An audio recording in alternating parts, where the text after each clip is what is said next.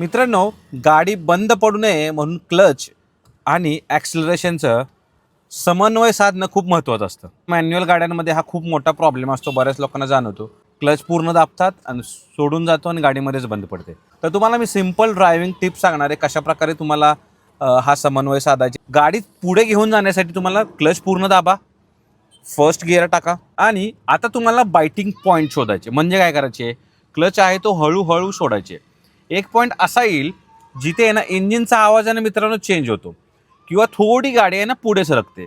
त्यावेळेस समजून जा की हा एक आहे ना बायटिंग पॉईंट आहे. आणि जशी गाडी तुमची मित्रांनो पुढे जाईल त्यावेळेस तुम्हाला हळूहळू ॲक्सेलरेशन द्यायची आणि क्लचवरून पूर्णपणे पाय काढून घ्यायचे.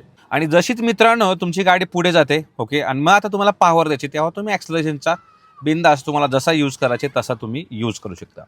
आता सेकंड गिअर टाकण्यासाठी बऱ्याच वेळा काय होतं ना, त्यावेळेस तुम्हाला ॲक्सिलरेटरवरून पाय काढायचे, ब्रेकवर घेऊन यायचे, क्लच दाबायचे आणि सेकंड गिअर शिफ्ट करायचे. त्यावेळेससुद्धा मित्रांनो जर तुमच्या गाडीचा स्पीड चांगला असेल त्यावेळेस क्लच एक पूर्ण सोडून पुन्हा ॲक्सिलरेटरचा वापर तुम्ही बिंदास्त करू शकता.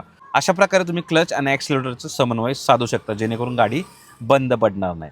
अजून कोणते व्हिडिओज पाहिजेत मित्रांनो आम्हाला नक्की सांगा, कारण छोट्या छोट्या टिप्स तुमच्या डेली ड्रायव्हिंगसाठी कामाला येणार आहेत. धन्यवाद. जय महाराष्ट्र.